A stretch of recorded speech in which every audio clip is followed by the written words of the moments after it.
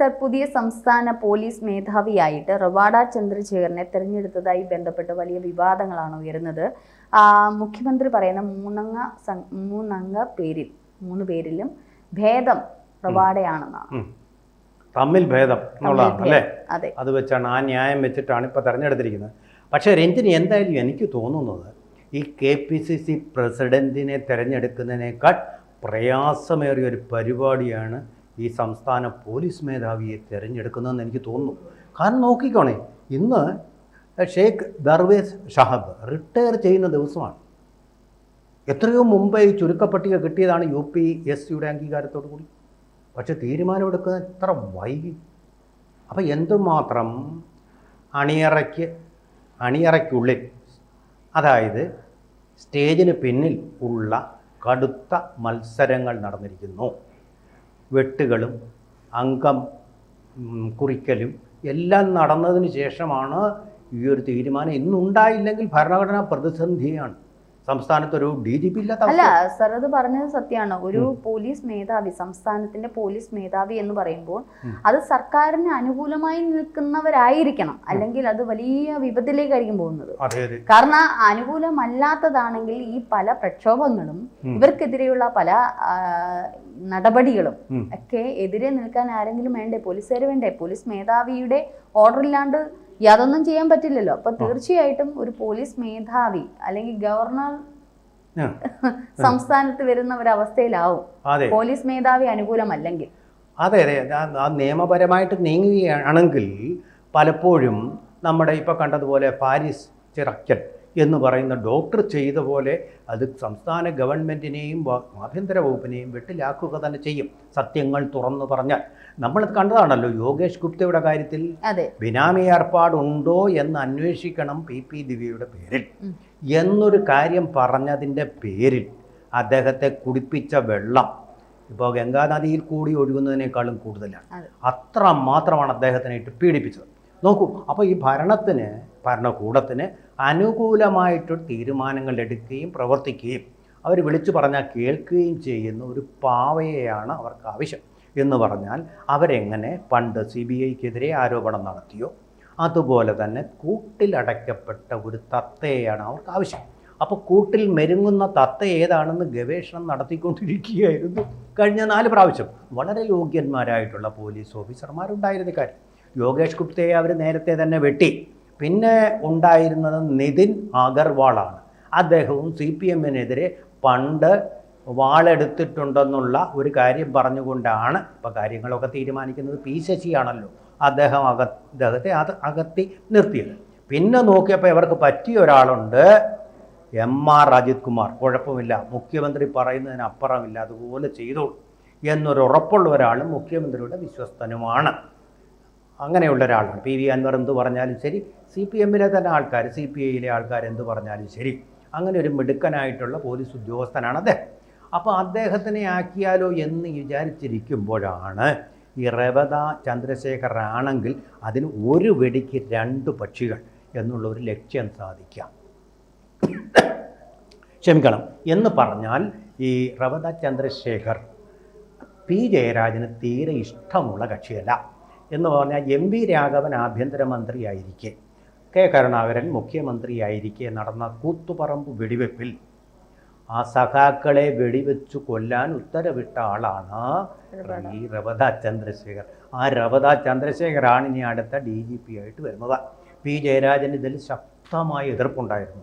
പക്ഷേ ഈ എതിർപ്പ് കൊണ്ടൊന്നും ഒരു പ്രയോജനവും ഉണ്ടായില്ല. കാരണം എന്താണെന്ന് മനസ്സിലായോ?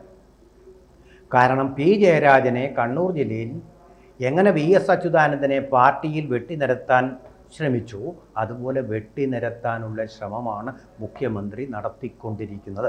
തനിക്ക് ഭീഷണിയാവുന്ന ആരെയും നിരത്തി കൊണ്ടിരിക്കുകയാണ്. അങ്ങനെ നാഷണൽ ഹൈവേ പൊതുമരാമത്ത് വകുപ്പിൽ നിന്ന് നേരെ ക്ലിഫ് ഹൗസിലേക്ക് തെളിച്ചുകൊണ്ടിരിക്കുന്ന സന്ദർഭമാണ്. അപ്പോൾ ശക്തമായ എതിർപ്പ് വരുന്ന ഒരു ജയരാജൻ ഇതിനെതിരെ വിമർശനമായിട്ടല്ല അദ്ദേഹം പറഞ്ഞെങ്കിലും, ഇതിനിടയ്ക്ക് അത് പറഞ്ഞെങ്കിലും പരാമർശിച്ചെങ്കിലും, പക്ഷെ VD സതീശൻ ഇത് വലിയൊരു വിമർശനത്തിലേക്ക് കൊണ്ടുവിടുകയാണ്. കാരണം കൂത്തുപറമ്പ് കേസുമായി ബന്ധപ്പെട്ട് സസ്പെൻഷൻ ആവുകയും ഒക്കെ ചെയ്ത നിലയിൽ റവാഡയെക്കാളും മറ്റെന്തുകൊണ്ട് ഈ 3 അംഗ സംഘത്തിൽ മുഖ്യമന്ത്രി പറയുന്ന തമ്മിൽ ഭേദം ഇദ്ദേഹമാണ് എന്ന് പറയുന്നതിലുള്ള വിമർശനം ഒന്ന് ആലോചിച്ചു. അതെ അതെ, ആപേക്ഷികമായിട്ട് ഭേദം, തമ്മിൽ ഭേദം എന്നുമുള്ള ഒരു ന്യായത്തിലാണ് ഇപ്പോൾ കാര്യങ്ങൾ ഒക്കെ പോയിക്കൊണ്ടിരിക്കുന്നത്. അപ്പോൾ ഇവിടെ റവദ ചന്ദ്രശേഖർ വന്നാൽ ഉള്ള ഒരു ഗുണം എന്ന് പറഞ്ഞാൽ അദ്ദേഹം നട്ടല് വളയ്ക്കുന്ന ആളാണ്. കൂത്തുപറമ്പ് കാര്യത്തിൽ നോക്കൂ, കാര്യം ഇതാണ്. ഇപ്പോൾ കൂത്തുപറമ്പിൽ അദ്ദേഹം പറഞ്ഞ് വെടിവെക്കേണ്ട ഒരു ആവശ്യവും ഉണ്ടായിട്ട് അല്ല, എം വി രാഘവന് CPM-നോടൊരു പ്രതികാരം ചെയ്യണമായിരുന്നു. പ്രതികാരദാഹിയാണല്ലോ, പ്രതികാരമൂർത്തിയാണ് അദ്ദേഹം. അദ്ദേഹം വെടിവെക്കാൻ പറഞ്ഞു, വെടിവെച്ചു, ശിരസ വഹിച്ചു. മനസ്സിലായില്ലേ? അപ്പോൾ പിണറായി വിജയൻ പറഞ്ഞാലും വെക്കടാ വെടി എന്ന് പറഞ്ഞാൽ വെടിവെക്കാൻ യാതൊരു വിധമായ മനസാക്ഷിയുടെ ഉളുപ്പുമില്ലാത്ത ഒരാൾ, അങ്ങനൊരു പാവയെ, അങ്ങനൊരു റോബോട്ടിനെയാണ് പോലീസ് സേനയുടെ തലപ്പത്ത് അവർക്ക് വേണ്ടത്. അങ്ങനെയൊരായിരുന്നു ഷെയ്ഖ് പർവേസ് ഷാഹുവും. പറയുന്നതിനപ്പുറം ഒന്നുമില്ല. ആയിരുന്ന കാലത്ത് ഒരു പ്രഭാവവും ചെലുത്തിയിട്ടില്ല, പോലീസിൽ ഒരു പരിഷ്കാരവും നടത്താതെ സല്യൂട്ട് അടിച്ച് അദ്ദേഹം പിരിഞ്ഞു വീട്ടിലേക്ക് പോയി. അപ്പോൾ അങ്ങനെയുള്ള ഒരു ആളിനെ ഇനി വേണമെങ്കിൽ അത് തീർച്ചയായിട്ടും ഇദ്ദേഹമാണെന്നൊരു ബോധ്യത്തിലേക്ക് എത്തുക മാത്രമല്ല, പിന്നെ ഇവർ ഏറ്റവും കൂടുതൽ ആഗ്രഹിക്കുന്നത് MR അജിത് കുമാറിനെ ഈ സ്ഥാനത്തേക്ക് കൊണ്ടുവരണമെന്നാണ്. പറയുന്ന കാര്യങ്ങൾ അതിനപ്പുറം വരെ ചെയ്തു കൊടുക്കും. മിടുക്കനാണ്, സമർത്ഥനാണ് പറയുന്നത് ചെയ്തു കൊടുക്കാൻ. അപ്പോൾ അങ്ങനെ ഒരാളിനെ എന്തുകൊണ്ട് ഇപ്പോൾ എടുത്തില്ലെന്ന് നമുക്കൊരു സംശയം തോന്നാം. അതിനൊരു ഉത്തരമുണ്ട് എന്ന് പറഞ്ഞാൽ, ഈ റവദ ചന്ദ്രശേഖരൻ്റെ കാലം കഴിയുമ്പോഴത്തേക്കും പിന്നെയും ആയുസ്സുണ്ട് അജിത് കുമാറിന്. ആയുസ്സെന്ന് പറയുന്നത് സർവീസ് കാലാവധിയുണ്ട്. അപ്പോൾ ഇദ്ദേഹം പിരിഞ്ഞു പോകുന്ന മുറയ്ക്ക് MR അജിത് കുമാറിനെ അവിടെ ആക്കാം എന്നുള്ളതാണ് പ്ലാൻ. എന്ന് പറഞ്ഞാൽ അപ്പോഴത്തേക്കും ഈ മന്ത്രിസഭ വരുവാണെങ്കിൽ ഇതൊക്കെ നടക്കുകയുള്ളൂ കേട്ടോ. വീണ്ടും വരണം. അപ്പോൾ അതുകൊണ്ട് അതിനെ ആശ്രയിച്ചിരിക്കും ഇത്. അങ്ങനെയാണെങ്കിൽ അപ്പോഴത്തേക്ക് CPI-ക്കാരാണല്ലോ ഇദ്ദേഹത്തിനെതിരെ വലിയ കുരിശു യുദ്ധങ്ങളൊക്കെ നടത്തി പരാജയപ്പെട്ടിരിക്കുന്നത്. അവരതങ്ങ് മറന്നുപോകും, ജനങ്ങളും മറന്നുപോകും.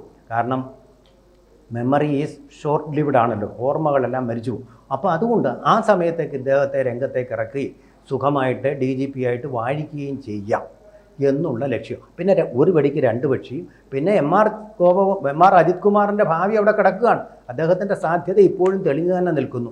ഇവരൊക്കെ സർവീസിൽ നിന്ന് ഇറങ്ങിയാലും പിന്നെ അദ്ദേഹത്തിന് സർവീസ് ബാക്കിയുണ്ട്, ആ സമയത്താക്കി കളയാം എന്നുള്ള രീതിയിലാണ് കാര്യങ്ങൾ നീക്കിയിരിക്കുന്നത്.